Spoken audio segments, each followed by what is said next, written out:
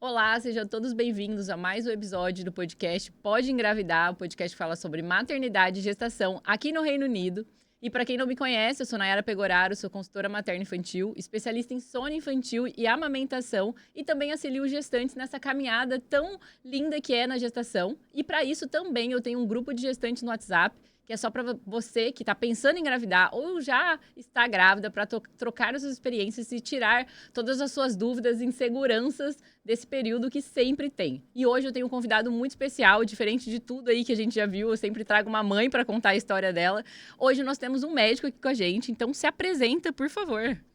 Olá, prazer. Obrigado pelo convite. Bom, meu nome é Eduardo, você sabe? Eduardo Murakami. Eu venho de São Paulo, estou aqui morando já na Inglaterra já faz uns 10 anos já praticamente. Trabalho com ultrassom. Sim. Aqui na Inglaterra a gente tem médicos e sonógrafos que fazem ultrassom normal, mas como você sabe, no Brasil a gente só tem médicos que fazem. Então a gente tem uma parte de background toda médica, né? Então, no meu caso, eu fiz faculdade, eu fiz a Universidade de Mogi em São Paulo, depois fui fazer residência na Santa Casa, aí fui fazer medicina fetal, depois fui para o ultrassom geral, e aí isso já faz só um pouquinho de tempo, 20 anos já, que eu Sim. faço só isso. No começo eu fazia plantão, fazia obstetrícia na Santa Casa e eu fiz especialização. A gente termina a ginecologia e obstetrícia, aí depois você tem que seguir um caminho. Você Sim. pode ir para cirurgia ginecológica, para mastologia, a parte de câncer, enfim, e tem a obstetrícia. E eu fui para obstetrícia. Sim. E aí eu fui, dentro da obstetrícia, fazer patologia de alto risco. Loucura, né? Mas eu fui. Mas dentro da patologia de alto risco, eu comecei a gostar muito de ultrassom. E aí eu saí um pouco da patologia de alto risco e fui fazer o ultrassom obstétrico dentro da residência.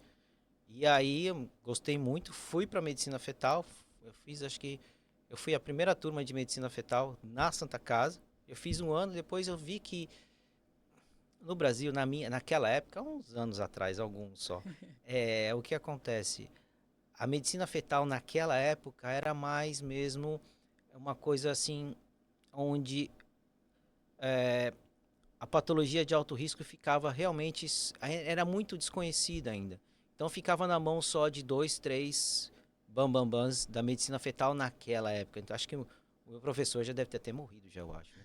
Mas enfim, e a partir disso eu vi que no Brasil a gente não tinha muito campo de fazer a parte de medicina fetal propriamente dita, core biópsia, essas coisas que não era muito difundido naquela época. Sim. Há mais de 10, 20 anos atrás. E aí o que acontece? Aí eu falei, putz, eu gosto de obstetrícia, mas eu vou ter que caminhar também para o ultrassom geral, senão, né, não tem como viver. E aí eu fazia meus plantões, né, porque a gente trabalhava, por exemplo, quando eu estava na Santa Casa, não sei se você sabe, lembra, não tem o aeroporto de Guarulhos? Sim. Se você indo em direção àquela avenida do aeroporto de Guarulhos, se você olhar para o lado da linha do... Tem um trem agora, parece, né? Aham. Tem um hospital bem grande ali. Aham. Aquele hospital chama Hospital Geral de Guarulhos. Ele foi inaugurado e foi passado toda a administração para a Santa Casa.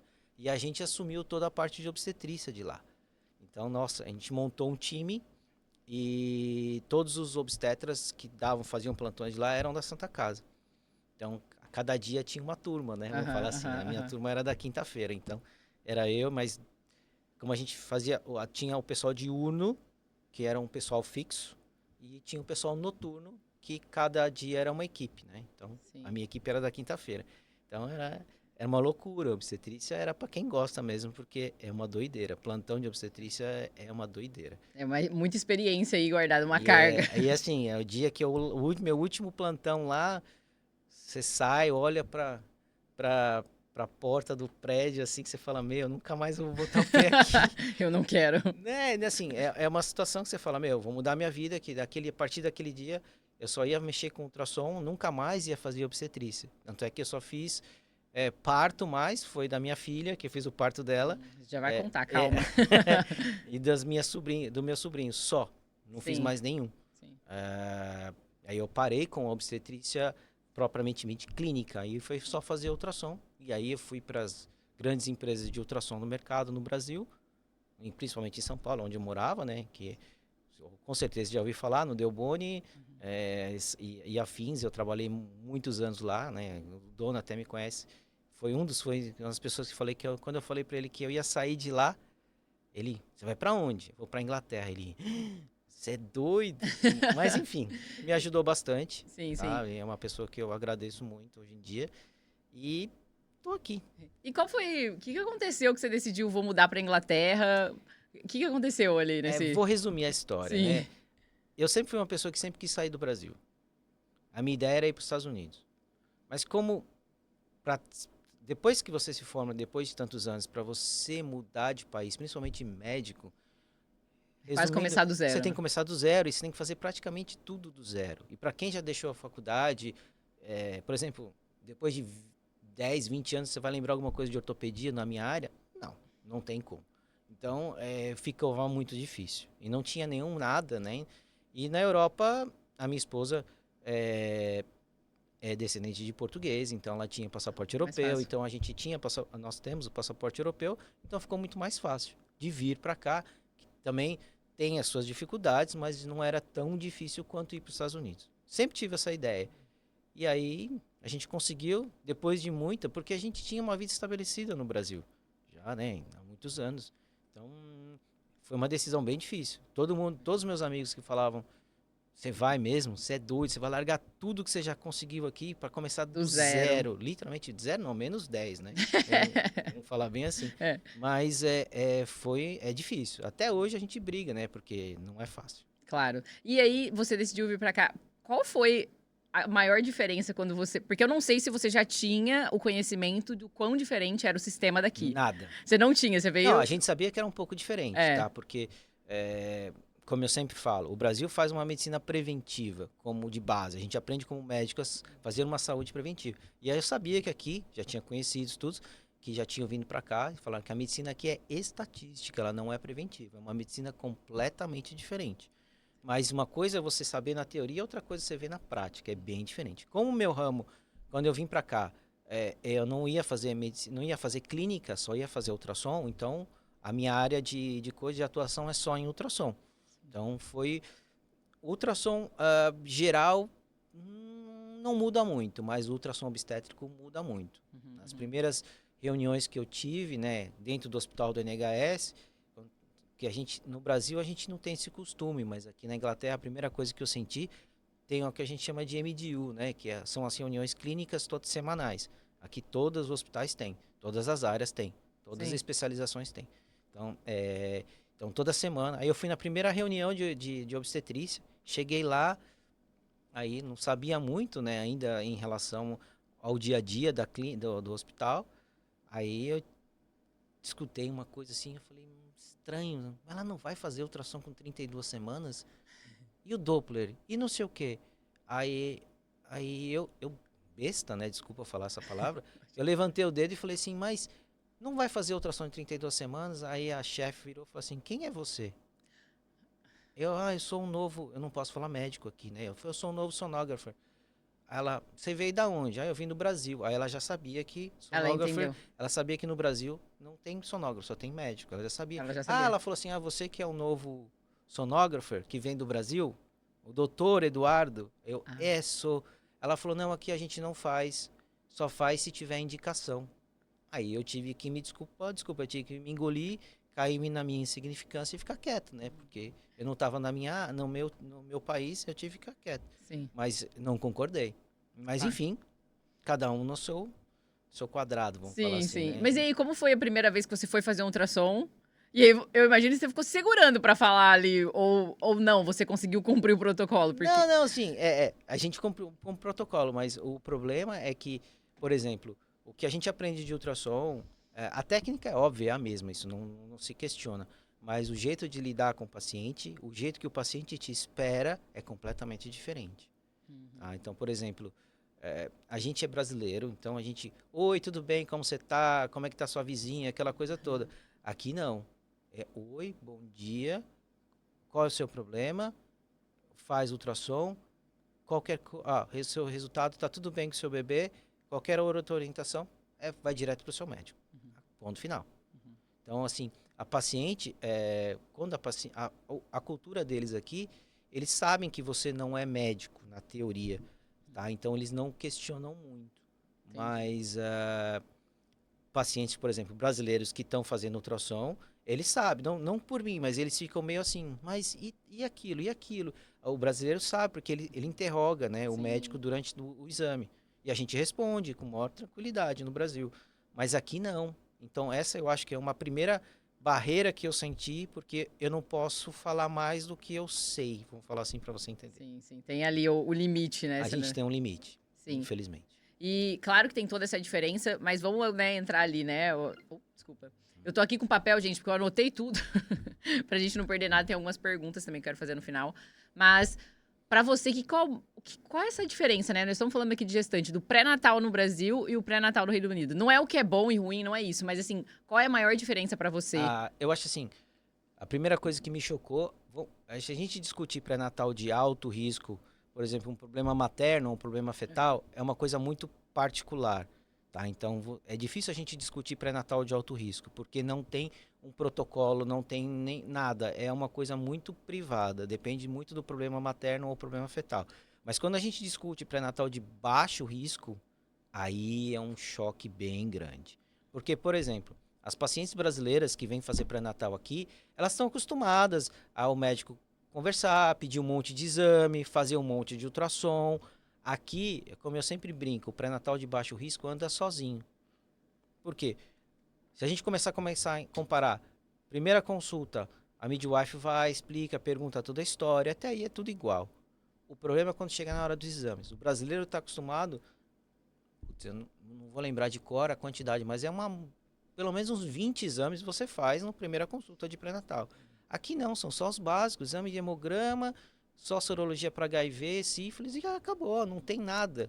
Toxo, rubéola, aquelas coisas que o brasileiro sabe que tem que fazer, aqui não faz nada. Aí, muitos brasileiros vêm fazer ultrassom comigo e falam assim, mas doutor, eles não pediram nada de exame. Eu falo, não, eu tenho que falar assim, não, porque aqui é uma região geográfica diferente, você tem doenças diferentes, aqui não é um país tropical, tem toda essa diferença, né? Então, eles não fazem tudo isso de exame. E no foco de ultrassom, principalmente, de baixo risco, aqui na Inglaterra a gente tem basicamente 2 ultrassons. Né? Na região do território da Inglaterra, basicamente a gente só tem os 2, que no Brasil a gente chama de morfológico de primeiro trimestre e morfológico de segundo trimestre. E não faz mais nenhum. Só esperar nascer. Alguma outra escola universitária faz com 36 semanas, mas não é uma regra prática ainda dentro do território da Inglaterra. Mas, teoricamente, são só os 2. E no Brasil, a gente faz, pelo sistema SUS, a gente faz pelo menos 3. Sim. Pelo sistema, vamos falar assim, privado, porque a gente sabe que no Brasil não é privado, é convênio, você pode fazer entre 5 ou 6 exames. De um pré-natal de baixo risco. É isso que o paciente brasileiro sente a grande diferença. Porque mãe é mãe, ela quer ver o seu bebê, ela quer ver como é que seu bebê está indo, quer sentir tudo isso, e assim, ela sente falta. E aí ela fala que o sistema do NHS não presta, entre aspas, Sim, né? sim. Por causa dessa diferença. Mas eu acho que o NHS ele tem uma razão de ser desse jeito. Porque é um país onde faz uma medicina estatística. Tá? Então, se o país vê que tem um problema, ele vai mudar o seu protocolo. Então, isso é muito relativo. No Brasil, é uma coisa mais fixa, porque é uma coisa já vem de preventiva de anos e anos. Então, tudo que a sua avó fazia de questão de pré-natal, isso não vai mudando. É o mesmo, não o mesmo sistema, mas é a mesma regra, os mesmos cuidados. Sim. Mas aqui não, aqui depende muito do tempo, vamos falar assim. Sim. E aqui, né, como você falou, eles oferecem dois ultrassons geralmente, né, durante a gestação toda.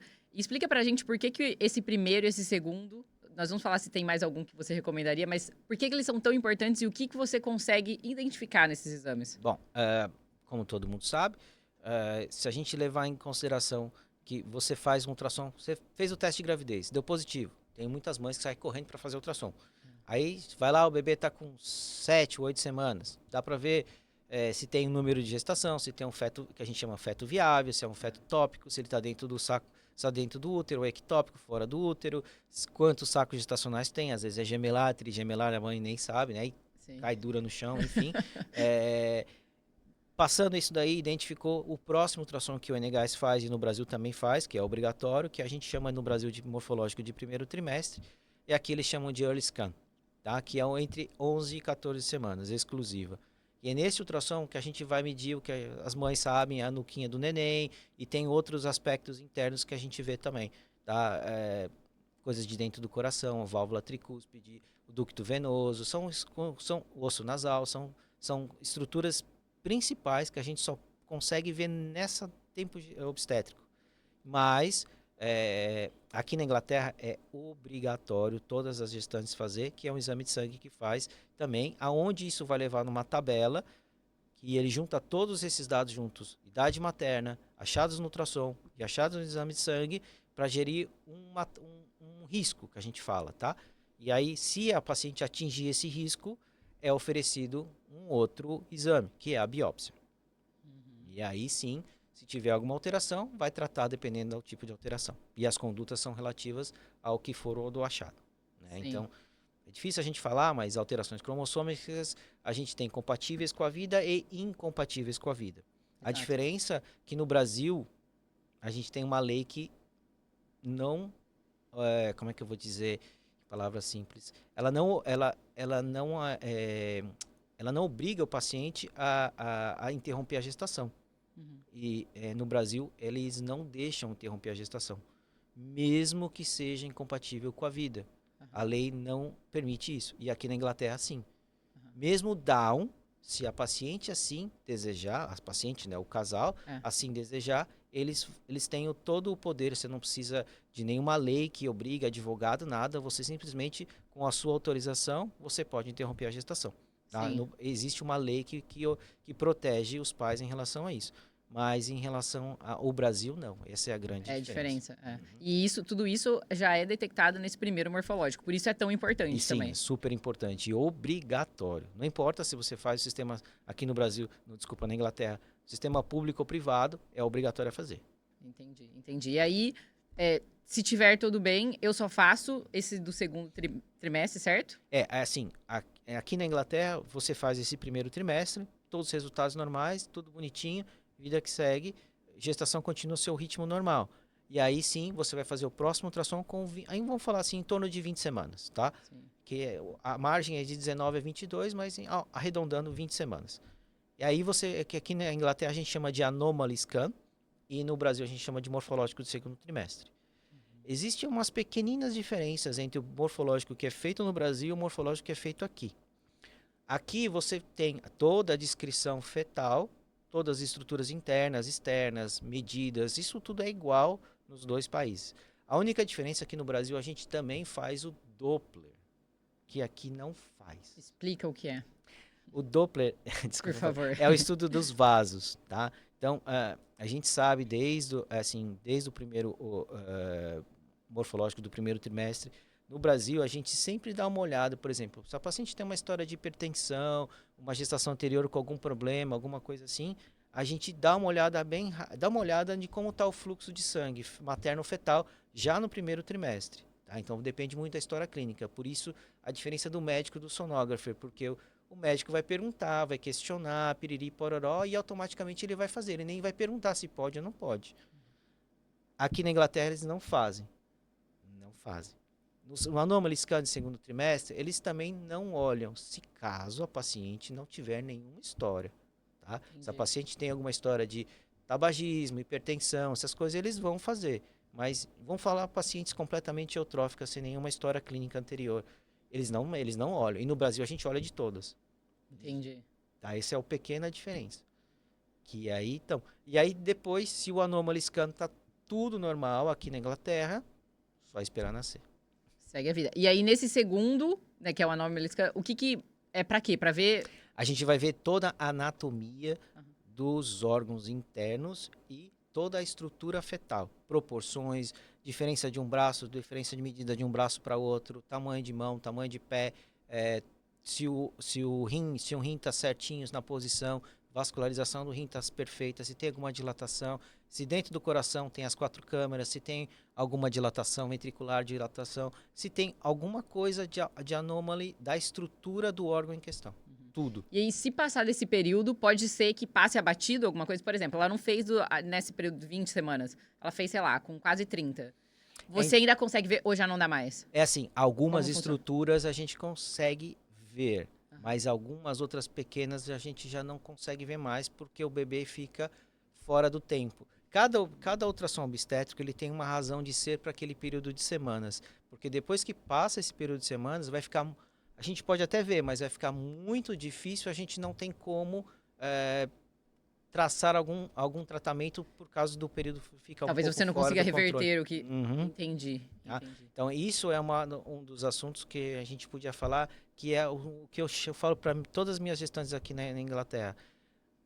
O NHS não fornece, mas eu falo para todas, façam um ultrassom entre 27 e 29, que é um ultrassom muito importante no pré-natal de baixo risco, porque a gente vai estudar a nova alteração que a gente fala de a onda do fluxo venoso materno-fetal. É super importante. No Brasil, é um tempo obrigatório no Brasil. Todas as gestantes fazem. Aqui, eles não têm como obrigação. Sim. A gente sabe por quê, né? Provavelmente por causa da parte financeira, mas eles levam o bom segmento da midwife como um fator de nota de corte, vamos falar assim. Se a midwife desconfia de alguma coisa, ela pede. Mas se não, talvez tem gestantes que passam desapercebido e a alteração aparece. Sim. Depois, quando nasce. Só vão descobrir depois. Só vai descobrir depois. Então, depende muito do feeling da midwife. Se você pegar uma midwife boa, você está em boas mãos. Se você pega uma midwife que não tem muita experiência, aí vai ficar difícil. Sim. E, de novo, é muito importante que seja nesse período, de 27 semanas. Entre 27 passou... e 29. Por que esse período? A gente fala porque existe uma segunda onda de alteração, de descarga, vamos falar assim, uma segunda onda de liberação hormonal do corpo feminino, do materno para o fetal. E essa segunda onda hormonal vai afetar diretamente a placentação.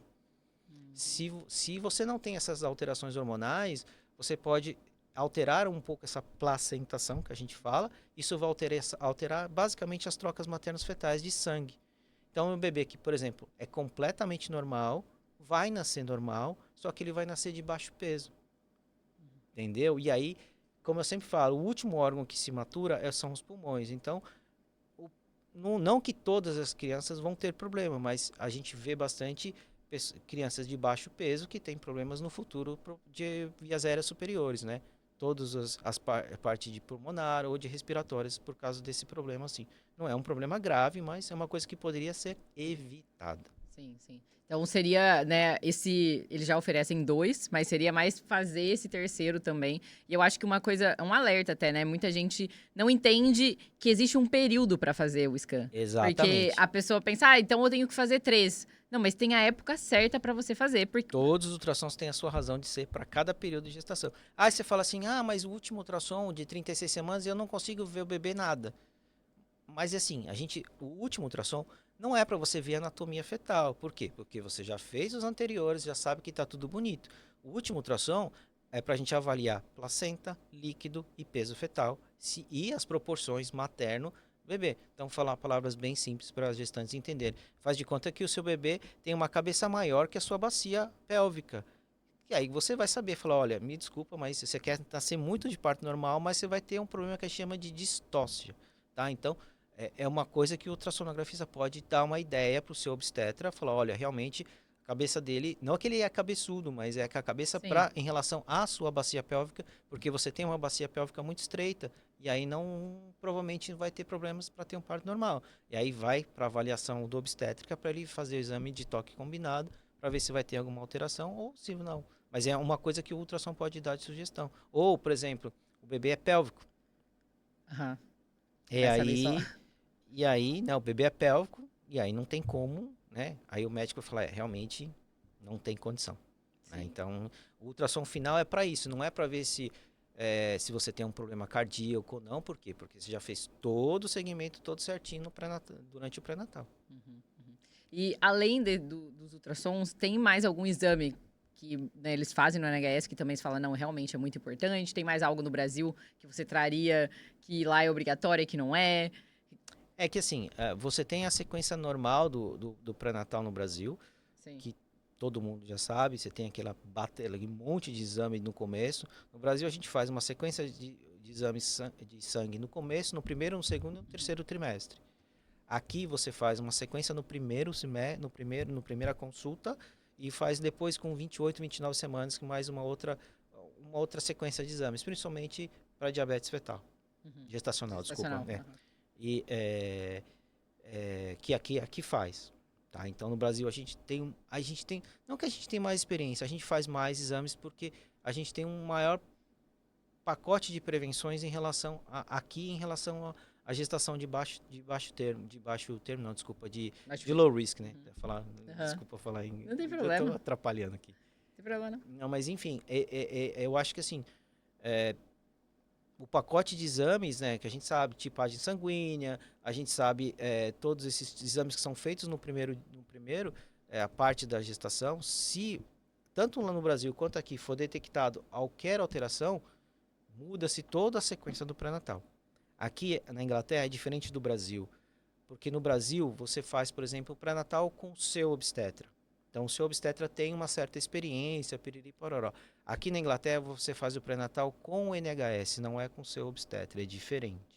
Então você tem um sistema de guidelines que, por exemplo, você faz os seus exames na primeira consulta, você nem sabia, você tem um problema sanguíneo, sei lá, que você nem sabia.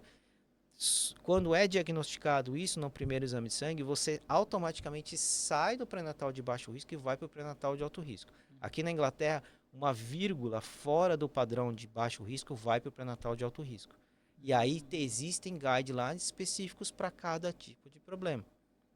Entendeu? Tanto materno quanto fetal. Então, é muito, muito particular essas alterações. Sim, vai depender muito da mulher e do bebê. E acredito também que não tenho, se é alto risco, é isso que faz. Depende da condição e do hospital também, né? Deve mudar muito. Exatamente. É que eu te falei, a gente tem os guidelines aqui, que são os famosos guidelines, tá? Então, eles seguem um guideline à risca, tá? Mas o que eu quero falar é o seguinte, as mães aqui, elas têm, vamos falar de um jeito bem simples, elas têm uma sequência, porque elas acham que elas têm uma ideia do NHS em relação ao GP. Então, o GP é um sistema, deixar bem claro, o GP é um sistema, o ambulatório, não importa qual seja, é outro sistema. Eu sempre falo, dentro do GP você tem um certo limite de tratamento, vamos falar assim. Quando você é encaixado dentro do ambulatório de especialidade, não importa qual seja, a gente está conversando aqui sobre a obstetrícia, mas pode ser qualquer outra especialidade. Aqui na Inglaterra você tem acesso aos melhores tratamentos do mundo, aos melhores exames do mundo e é tudo de graça. Só que você precisa estar matriculado dentro do ambulatório. Esse é o grande problema da NHS, porque o GP serve como uma peneira. Ele só vai te botar dentro do ambulatório se realmente você precisar. Eles tentam resolver todos os problemas no GP. E aí é que está a grande diferença entre o sistema brasileiro. Porque no sistema brasileiro você vai direto para o especialista. Entendi. Eu acho que é aí que mora a frustração. Exatamente. Não só das gestantes, mas nossa, às vezes, né? Nossa, por que me atenderam dessa forma? Mas é a frustração que, pra gente, a gente já estaria no especialista, né? No Brasil, eu tenho um problema, eu marco o raio-x eu mesmo e levo depois pro médico.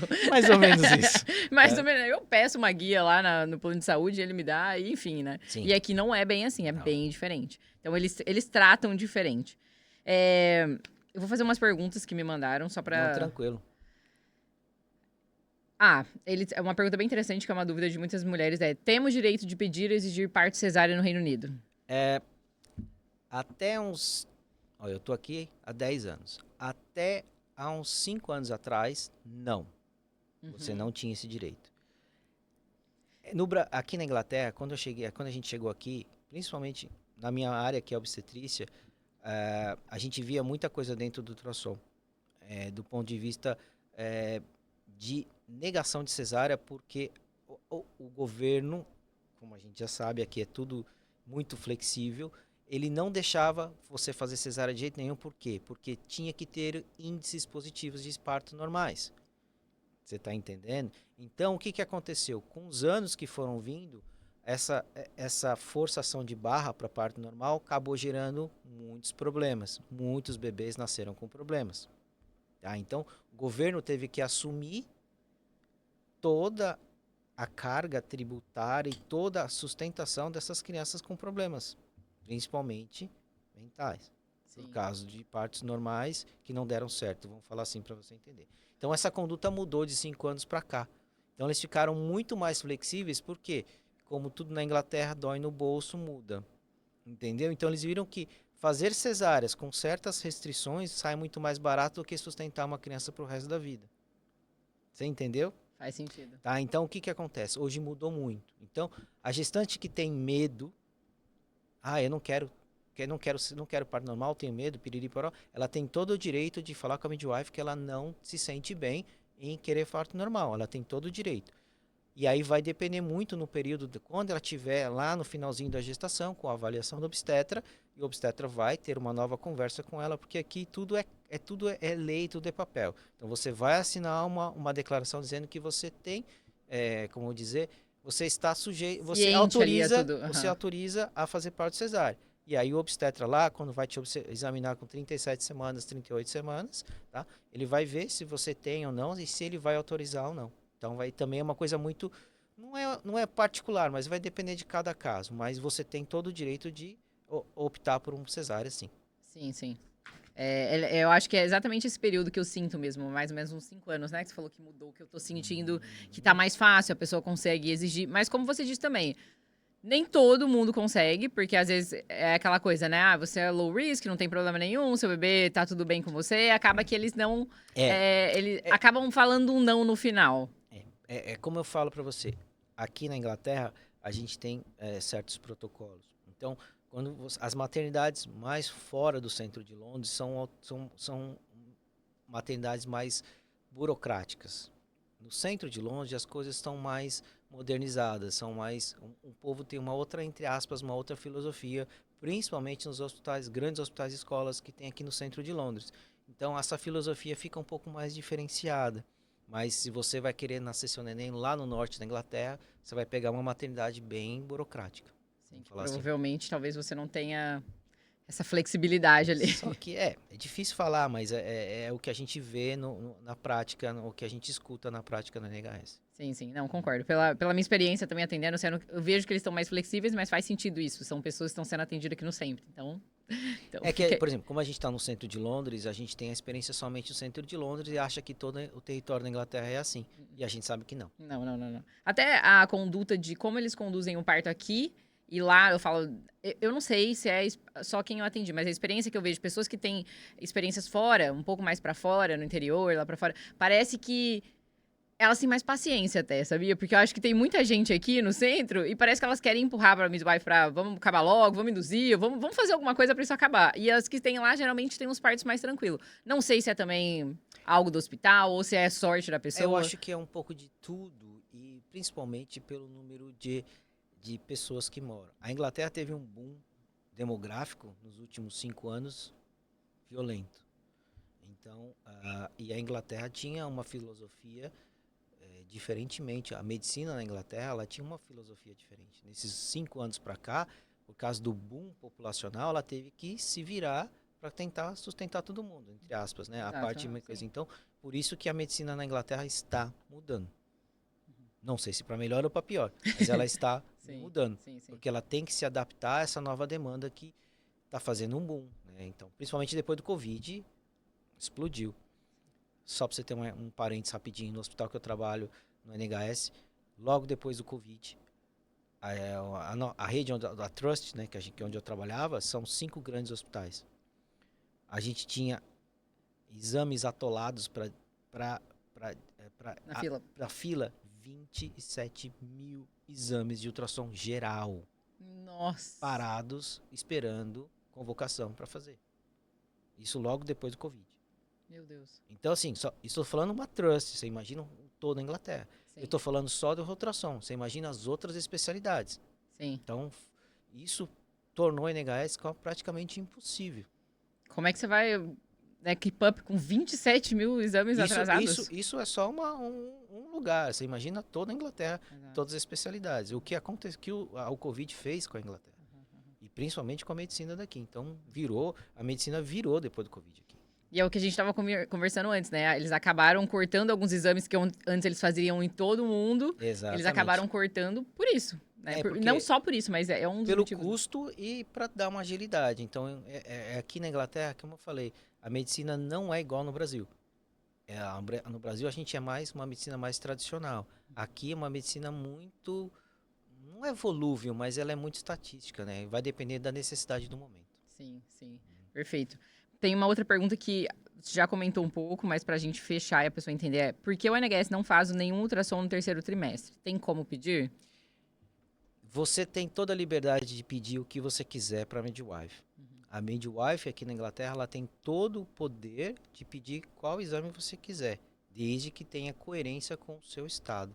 Mas lembre aquilo que eu te falei, a midwife ela vai seguir protocolos. Tá? Então infelizmente, você tem midwives e midwives. Você tem midwives que entende o que você está querendo e acha positivo, e tem midwife que vai olhar para sua cara, mil desculpas, não. Sim, sim. Tá? Então, vai depender muito da onde você está fazendo, vai depender muito da sua midwife. Mas sim, você tem todo o direito a pedir. Sim. Se ela acatar, ela vai pedir. Sim. Mas sei que eu quero deixar por último, mas todo mundo sabe, já devem ter visto aí no meu Instagram, o Dr. Eduardo tem a clínica Murakami, né? Eles fazem ultrassom lá, e além de outros procedimentos. Mas uma das perguntas foi, na clínica, vocês fazem suplementação de ferro venoso para gestante? Se tiver indicação, sim. Sim. Isso ela já, quando você fala que tiver indicação, ela já vem lá Ela vem com, por exemplo, do NHS, ela vem com uma deficiência, com um exame de sangue comprovado, Exato. tá? Se ele tiver essa coisa, as nossas médicas, elas vão orientá-la. Se precisar fazer, faz. Perfeito, perfeito. E essa daqui, qual é a pergunta mais importante que devemos fazer relacionada ao parto? Não precisa ser... Você pode falar do seu ponto médico ou pode falar do seu ponto pessoal, que pra você... que eu acho que não vai dar pra separar ali. Se você quiser pensar também, a gente deixa pro final. Qual é a... Desculpa, repita. A pergunta mais importante que devemos fazer relacionada ao parto. Eu acho que é assim, eu vou fazer meu pré-natal na NHS, o que eu não devo deixar de perguntar? Boa pergunta. É assim, faz de conta que você já teve um filho no Brasil.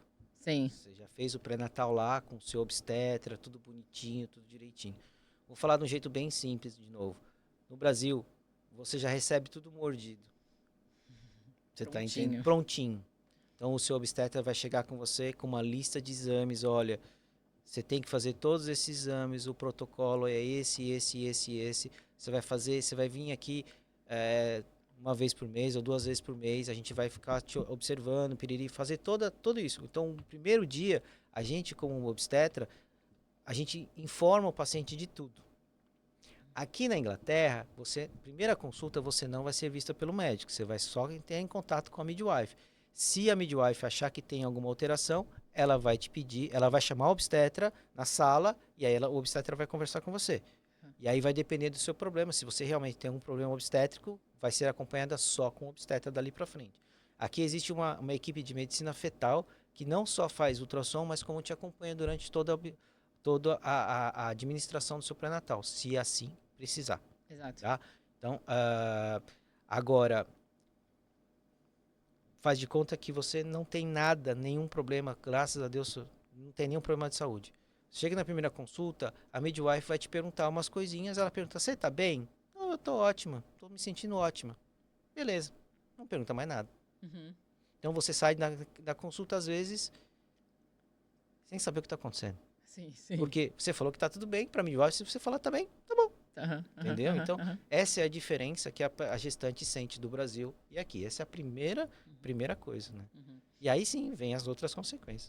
E aí, então, eu acho que não é a pergunta certa, qual seria a pergunta que tem que se fazer. Eu acho que é fazer perguntas, seria. Exatamente. Não é uma pergunta, é fazer perguntas. Eu sempre falo para as pacientes que vão no meu consultório, o brasileiro tem a mania, ficou grávida, já vai correndo fazer ultrassom. Aí vai fazer ultrassom com 7, 8 semanas, tá?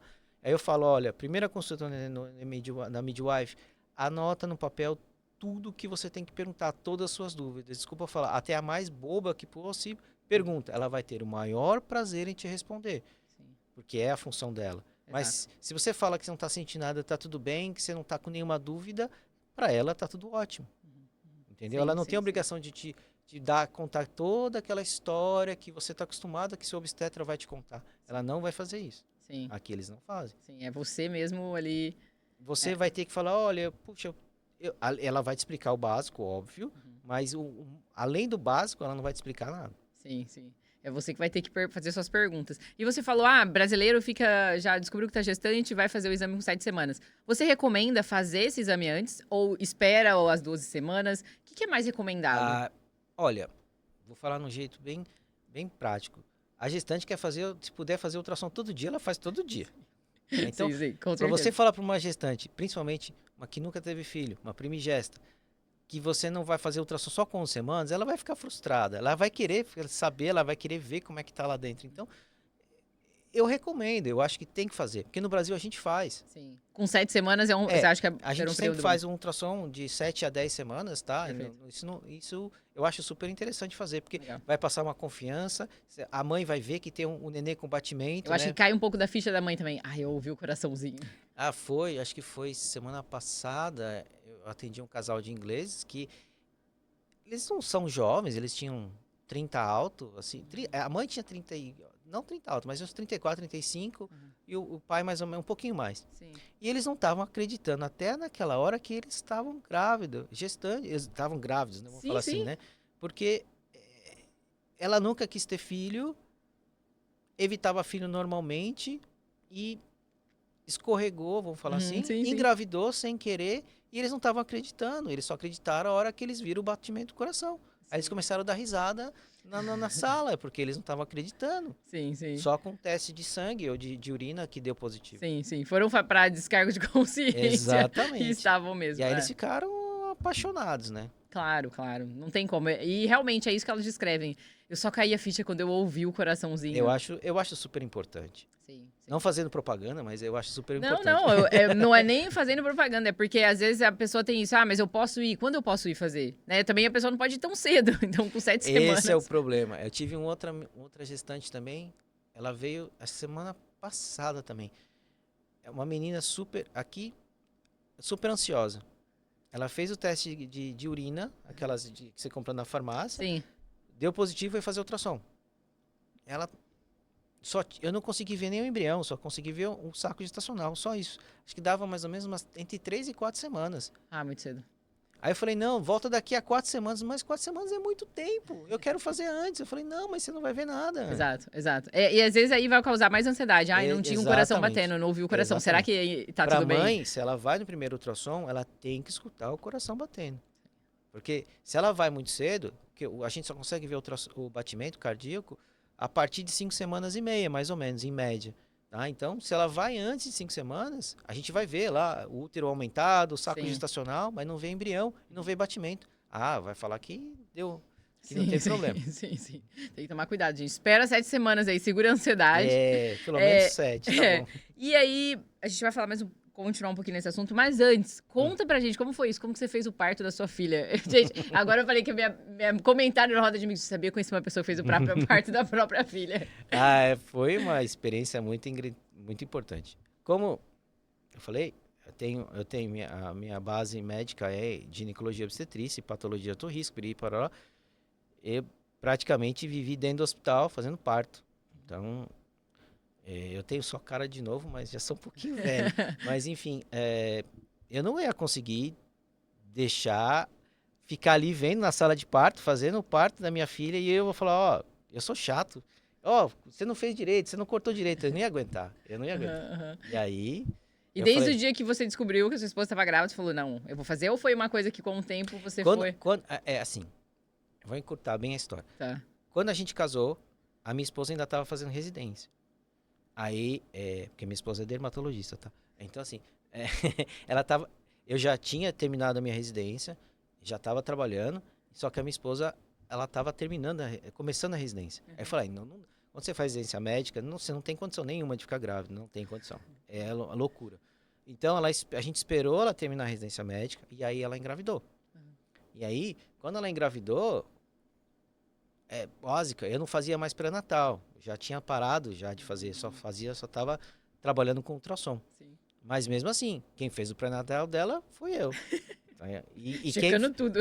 Ela fazia ultrassom toda semana, né? Desculpa as mães que estão escutando. Né? É o sonho de toda mulher, eu acho. Eu acho que ela fazia ultrassom toda semana, né? Toda sexta-feira à noite lá, ela ia lá fazer. Ó, como fala? O passeio da sexta-noite era fazer ultrassom, certeza. Uhum. Enfim, mas E aí chegou na hora do parto, assim, como eu... Até... Eu ainda... Quando a minha esposa ficou grávida, eu ainda fazia plantão. Porque eu estava terminando de fazer plantão, não podia, por causa do contrato, aquela coisa toda. Não podia sair. Então, eu tinha minha equipe, né? Que trabalhava comigo há anos e anos. E aí, essa mesma equipe que trabalhou comigo foi a equipe que entrou no parto. Então, foi para mim... Assim, a experiência como pai, fazendo ali, vendo a sua esposa, você ganhar seu neném, é uma coisa. Mas, ao mesmo tempo, você vê... Para mim, era... Eu conseguia separar a emoção de ser pai e a emoção de ser médico ao mesmo tempo, entendeu? Então, eu consegui separar as duas coisas, né? Aí o meu amigo que fez o parto comigo, que é meu sócio, falou assim, deixa que eu faça. Eu falei, não, deixa que eu faça. Faz do seu lado que eu faço o meu. Então, assim, eu continuei desde o começo ao fim. Desde que o neném nasceu, tirei. A primeira coisa eu vi se ela tava tudo bem, se tá do jeito que tava no ultrassom, tudo. Aí dei pra minha esposa. Aí até minha esposa comenta várias vezes que a pediatra não sabia que eu era o pai. Ah, ela não sabia? Não, porque a equipe que estava fazendo o parto, a pediatra não fazia parte da equipe. A pediatra era do hospital, lá de São Luís, não era da nossa equipe. E aí, ela, cadê o pai? O pai tá aqui. Olhou, ela ficou assustada. Mas quem que tá fazendo isso? Sou eu. Mas assim, ela ficou assustada porque ela não sabia quem que era. Depois ela ficou sabendo. Só descobriu na hora. Só descobriu na hora. Eu acho que o que mais eu fico pensando é isso, porque é o que você falou, você conseguiu separar essa emoção de pai e profissional. Você não deixou todas tem muita gente que não consegue. A maioria não consegue. Exato. É isso que eu fico imaginando. Porque, lógico, você sabia que sua filha tava tudo bem, mas se na hora acontecesse, você via que precisava fazer qualquer tipo de coisa pra ela, sei lá, alguma manobra, como você ia reagir? Realmente você teve então, assim, esse balance. Porque a gente confia nas pessoas que trabalham com você, né? No caso, eu confiava muito no meu sócio, né? Que trabalhava comigo. Então, assim, ele falava, se qualquer coisa você sai, eu termino.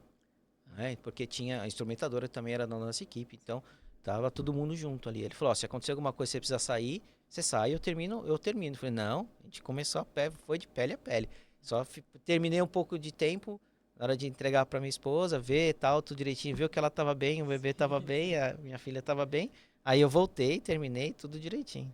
Sim, foi do começo ao fim mesmo, não desistiu. Não desisti, né? Porque você fica preocupado. Depois que tirou o bebê, você fica tranquilo. Aí depois você vai ficar preocupado com a mãe, até você fazer toda a hemostasia, tudo direitinho, pra ver se ficou tudo certinho, não ficou nada pra trás, né? Sim, sim. Bom que ela poderia culpar você se a cicatriz não tivesse ficado boa. Exatamente. Não tinha nem quem culpar. Mais uma coisa que eu esqueci de perguntar, que todo mundo, né, eu acho que mais do que fazer scan toda semana, é fazer o scan 3D, gente. É o que é. Isso é legal. Assim, acho que as mulheres engravidaram já ficam pensando, que dia eu posso fazer? Então fala um pouco, quando é melhor período pra fazer? Em relação ao 3D, eu vou falar assim, o tempo gestacional teórico é entre 27 e 29, que é o mesmo tempo do Doppler obstétrico, que a gente fala, que é o exame super importante. Então, a gente já faz 2 num tempo só. Lá na clínica você não precisa fazer a reserva, eu quero fazer um 3D, você já faz esse e você já recebe... Já faz tudo, a gente faz tudo uma vez só, se ela for nessa faixa etária, né? Então, certo. Mas assim, eu como sou chato, desculpa, se a paciente chega com 30, eu vou fazer Doppler do mesmo jeito. Se a paciente, eu vou dar uma olhada 2 segundos, eu vou olhar tudo. Eu olho tudo de todas. Não faço nenhuma discriminação. É que, por exemplo, tem gestantes que vão lá, elas não sabem o tempo de fazer o 4D. E aí elas passam das 29 semanas. E aí eu falo, olha, vem, a gente dá uma olhada. Eu sou chato, eu não desisto fácil. Então, assim... Eu tento ver o máximo que eu posso, né? Essa semana eu tenho uma paciente, acho que com 32 semanas, fazer ultrassom. Eu falei, olha, a gente tenta. A gente conseguiu. Não ficou aquela imagem de livro, mas ela conseguiu ver detalhes do nariz, detalhes da boca, o perfil, ela conseguiu ver tudo. Não foi fácil? Não foi fácil. A gente brinca, né? A gente fica brigando com o bebê, entre Sim, aspas. Mas a gente tenta fazer de todas. Eu, como prática, eu sempre dou uma olhada em todas as gestantes. sim, sim, No 3D, 4D. sim. Todas. E explica o porquê que depois dessa fase vai ficando mais difícil Ah, sim. Porque de ver. E o porquê não fazer antes. Por que que é essa exatamente que é tão boa? vamos falar assim. O bebezinho com 16, entre 16 e 23, 24 semanas, ele é um bebezinho perfeito, todo bonitinho, só que ele não tem a textura do tecido solar subcutâneo que a gente tem. Então, você está vendo o seu rosto, você tem o contorno do tecido solar subcutâneo. Ele não tem essa espessura tão proeminente. Então, você vai ver o bebezinho que a gente brinca, com uma cara de caveirinha, vamos falar assim. Então, para fazer no 3D, no 4D, não tem aquela ideia na sua cabeça daquela imagem bonitinha que você vê de propaganda, de livro. Sim. Então, a partir de 26, 28 semanas, você já consegue ter essa percepção. Então, a imagem no computador do ultrassom já consegue interpretar e aí você já vai ter aquele contorno familiar. Então, teoricamente, começa no final de 26, 27 semanas. Por isso que a gente fala que a fase legal é de 27 a 29, em relação ao tecido solar subcutâneo. Existem outros fatores que quando não tem mais, por quê? Existe o tamanho do bebê, a posição do bebê, a posição da placenta, quantidade de líquido, porque a gente sabe que até entre 28 e 30, 31 máximo é o pico de quantidade de líquido amniótico, que vai dar o que a gente chama de janela acústica, que é onde faz aquela projeção melhor, onde a gente consegue botar o caliper ali na posição certinha para a gente ver o bebê. Porque se ele bebê, vou falar palavras, se ele fica com o rosto muito colado na placenta, a gente não tem essa janela acústica. E aí a imagem fica super borrada e não fica legal. Entendi. E além do... Isso é uma dica, porque às vezes a pessoa... Às vezes a pessoa me procura e fala, eu marquei já lá com 32 semanas. Eu falo, liga pra eles, marca antes, daquela coisa. Porque, não, é igual você falou, dá pra ver, mas não vai ser uma imagem tão boa quanto da outra pessoa. Assim, tudo vai depender da posição fetal Sim. e da posição placentária. Então, as placentas que são posteriores, para mim, eu amo placenta posterior, porque não tem um obstáculo na minha frente, tá? Mas tudo vai depender da posição do bebê. Sim. E da boa vontade dele, porque é ele que comanda o jogo, não sou eu. É o bebê que comanda o jogo. Sim, tem que ser um mais comportadinho. Mais ou menos. E pra gente fechar, doutor Eduardo, fala um pouco da clínica, né, Murakami. Quais são os tipos de exames, principalmente ultrassom, que ela pode... engravidei. Quais ali são os que você faz? Lógico, já falou que recomenda aqueles 3, mas tem mais alguns que vocês também fazem que... Se a gente... vamos falar assim, falando de obstetrícia, né, de coisa, a gente tem uma sequência, eu sigo a sequência, não que eu sigo, eu recomendo a sequência que a gente faz no Brasil de pré-natal de baixo risco, porque são em base de 5 ou 6 ultrassons. Se a gente falar em semanas, de 7 a 10, 11 a 14, a gente faz com 17 semanas, que dá para ver o sexo a partir de 16, tá? Sexo a partir de 16 semanas no ultrassom, tá? Depois a gente faz o de 20 a 22, entre aspas, que é o morfológico segundo. Depois faz entre 27 e 29, que é o obstétrico com Doppler no Brasil. E a gente faz, se tá tudo bem, faz lá com 36, 37 para saber peso, posição e líquido na aorta. Essa é a sequência de pré-natal de baixo risco. Sim. Tá? Então são a média de 4 ou 5 no mínimo ultrassons. Se você quiser fazer mais, it's up to you. Mas sim. Que nem no caso da minha esposa, fazer ultrassom toda semana, mas isso não tem nenhuma objeção. Você pode fazer quantos ultrassons você quiser, mas essa é a sequência provável, porque como a gente já comentou, cada ultrassom, em cada tempo obstétrico tem um tipo de necessidade, uma função. E, por exemplo, se chega uma gestante até você, não fez esse último ultrassom do terceiro trimestre, mas você descobriu alguma coisa ali. Isso eu estou fazendo uma pergunta de leiga mesmo, tá? Não, o seu laudo, ela consegue levar para a NHS? Sim. Como que funciona isso? Vamos falar assim. A gente vai falar sobre obstetrícia, mas pode ser para qualquer tipo de problema que a gente descobre no ultrassom. Sim. Nódulo de mama, um nódulo na tireoide, alguma alteração vascular, enfim, qualquer ultrassom de qualquer área, né? Você perguntou, a gente faz ultrassom de tudo, só eu particularmente não faço de músculo esquelético, mas o resto a gente faz tudo, tá? Enfim, o que significa? O NHS, ele não tem como eu trabalho no NHS, a gente sabe, a gente não tem como arquivar nada que vem do sistema privado, porque tudo é eletrônico, tudo é pela internet. Quando você vai na consulta, não tem um papel na sua consulta. O médico digita tudo na internet. Então não tem como a gente arquivar nada que vem de fora. Mas, por exemplo, se eu acho uma alteração, no meu laudo eu descrevo a alteração, escrevo, olha, você vai mostrar para o GP ou para o seu obstetra a alteração. Tem que mostrar o mais cedo possível. Por quê? No NHS, o médico ele já está treinado. Tudo que vem de fora, ele olha, vê e vai ter que resolver o problema. Então, por exemplo, eu tive um caso onde eu fiz um ultrassom de 28 semanas, normal, como eu te falei, é hábito, a gente olha a vascularização. Quando eu fui ver, a vascularização não estava legal. Olhei de novo, repetidas vezes, a vascularização não estava legal. Aí eu informei a mãe, falei, olha, seu bebê está ótimo, tudo bonitinho, mas a vascularização não está legal. Vou escrever no seu lado isso, você mostra amanhã para a midwife. Ela mostrou na midwife o que eles fizeram. Não é que eles não acreditam, eles olham, mas eles não anotam nada. O que eles fizeram? Repetiram o ultrassom. Viram a mesma coisa e aí tomaram as providências necessárias. Perfeito. Isso em relação ao obstetro. Mas, por exemplo, hoje mesmo, eu estava no meu outro serviço e eu peguei para mim é jovem, 54 anos é jovem. Uma inglesa, e ela estava com história de nódulo de mama e, no caso, super ansiosa, porque apareceu em poucas semanas, nunca fez ultrassom na vida, só tinha feito uma mamografia 3 anos atrás. A gente nem vai entrar em detalhes em a propedêutica aqui de mamografia no país, que nem vou comentar porque não é legal. Mas enfim, realmente ela tinha um nódulo na mama, né, e não tinha características muito bonitas, vamos falar assim.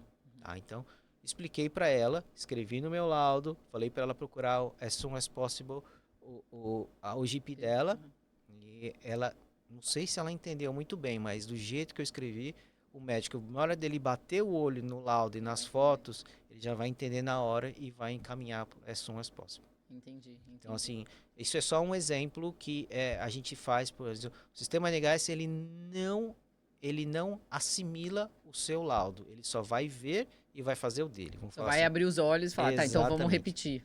Isso serve para qualquer coisa, inclusive para obstetrícia. Legal, perfeito. Porque daí, às vezes, a pessoa pensa, né? Pra que eu vou fazer fora se, né, o NHS vai ter que fazer? Não, mas pelo menos você vai ter você abrir os seus olhos para você trazer para eles. E essa história de 28 semanas é bastante comum, tá? Não é um caso, não. Já peguei vários casos com alteração de Doppler e a paciente foi lá e nem sabia. Foi lá porque queria ver a fotinha do coração, da fotinha do rosto do bebê. 3D. E acabou vendo. Maravilha. Doutor Eduardo, a gente tá chegando no final. Desculpa, eu falo muito. Imagina. Eu falo que o convidado bom é aquele que fala bastante. E pra gente fechar, a gente falou bastante sobre isso, mas o que seriam os exames, né, só pra gente fechar mesmo, básicos? Você falaria mesmo que são esses 3 ultrassons, né, esse cuidado ali no começo do exame de sangue? Ou não? Na sua opinião, o que é? Pra gente fechar, assim, engravidei, o que eu tenho que fazer? Primeira coisa, procurar para fazer pré-natal mais rápido, né, possível. Aqui na Inglaterra, a gente tem as vitaminas, como no Brasil, tá? Para as gestantes que nunca são... Por exemplo, você está 22 anos, nunca ficou doente na vida, você ficou grávida. Né? Então, não tem acesso a nenhum tipo de orientação, nada.